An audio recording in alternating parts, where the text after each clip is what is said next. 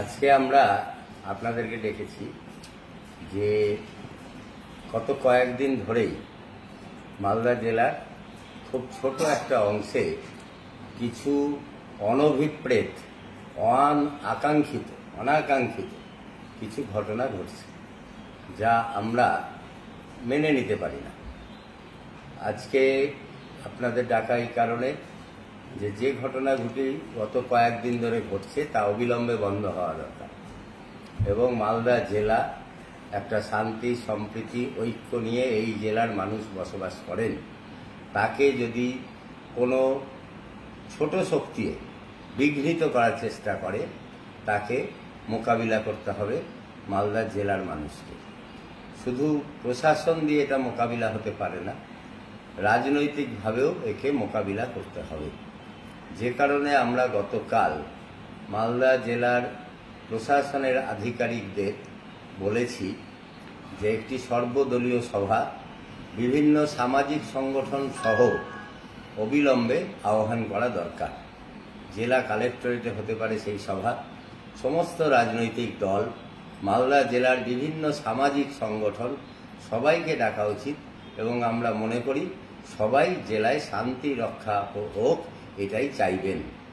গত কয়েকদিনে যে ঘটনা ঘটেছে তাতে বেশ কিছু মানুষ ক্ষতিগ্রস্ত হয়েছে, কিছু সয় সম্পত্তি ক্ষতিগ্রস্ত হয়েছে। অবিলম্বে এগুলি বন্ধ হওয়া দরকার এবং আমরা দেখছি এই ঘটনার গুজবগুলি অতি তাড়াতাড়ি ছড়িয়ে যাচ্ছে বিভিন্ন জায়গায়। প্রশাসনের দরকার এই গুজবগুলি বন্ধ করা দরকার। আমরা মনে করি যে শুরুতেই যদি গোয়েন্দা বিভাগের কাছে এই খবরগুলি থাকতো, এটাকে আমরা ব্যর্থতা বলেই মনে করছি, যে যদি খবরগুলি থাকতো যে এরকম ঘটনা হতে পারে তাহলে অনেক আগেই এগুলো সমূলে বিনাশ করা যেত, কিন্তু তা যায়নি। ক্রমাগত 2-3 দিন ধরে এটা বৃদ্ধি পেয়েছে। একে বন্ধ করার জন্য প্রশাসনের যে সমস্ত আধিকারিক যে সমস্ত জায়গায় দায়িত্বে আছেন তাদের কোনো রকম ঢিলেমি ছাড়া, কোনো রকম ঢিলেমি মনোভাব ছাড়া তাদেরকে অবিলম্বে এইসব ঘটনাকে মোকাবিলা করতে হবে।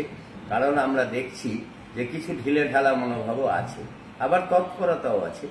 কিন্তু এই ঘটনা যারা ঘটাচ্ছে তারা সমাজের দুষ্কৃতকারী।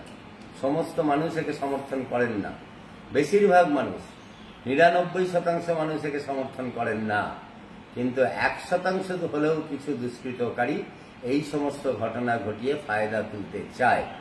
আগামীতে বড় উৎসব আছে, ধর্মীয় উৎসব আছে, ঈদ আছে, রামনবমী আছে, আরও অনেক উৎসব, ছোটোখাটো বিভিন্ন ধরনের উৎসব বিভিন্ন সম্প্রদায়ের হয়। ফলে এই সময়ে এই সমস্ত দুষ্কৃতকারীরা অতি সক্রিয় হয়ে ওঠে এবং মানুষের ভাবাবেগকে ব্যবহার করে।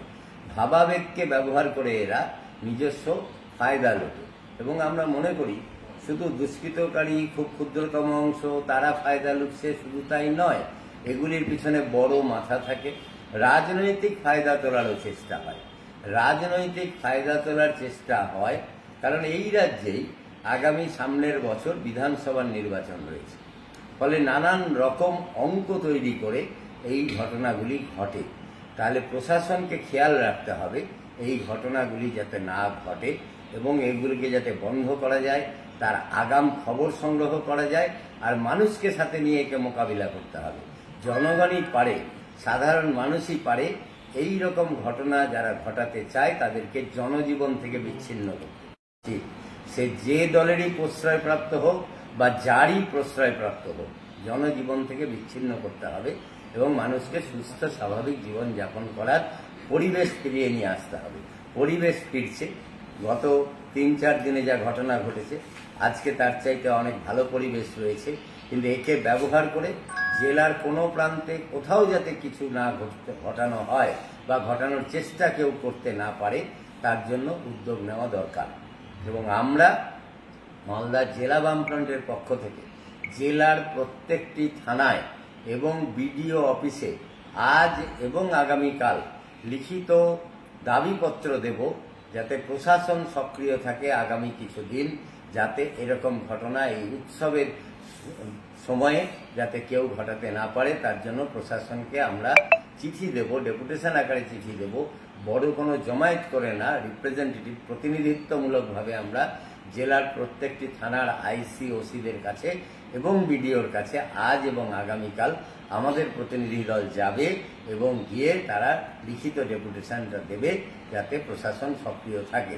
এছাড়া গ্রামে গঞ্জে সর্বত্র পাড়ায় পাড়ায় আমাদের বামফ্রন্টের কর্মীরা সজাগ থাকবেন, আমাদের বামফ্রন্টের কর্মীরা সতর্ক প্রহরা দেবেন যাতে কোথাও কোনো দুষ্কৃতকারী কোনো অসতর্ক মুহূর্তে কোনো রকম ঘটনা ঘটাতে না পারে, কোনো গুজব ছড়াতে না পারে। তার জন্য আমাদের বামফ্রন্টের কর্মীরা, বামফ্রন্টের নেতৃত্ব তারা সজাগ এবং সক্রিয় থাকবেন যাতে এরকম ঘটনা না ঘটে।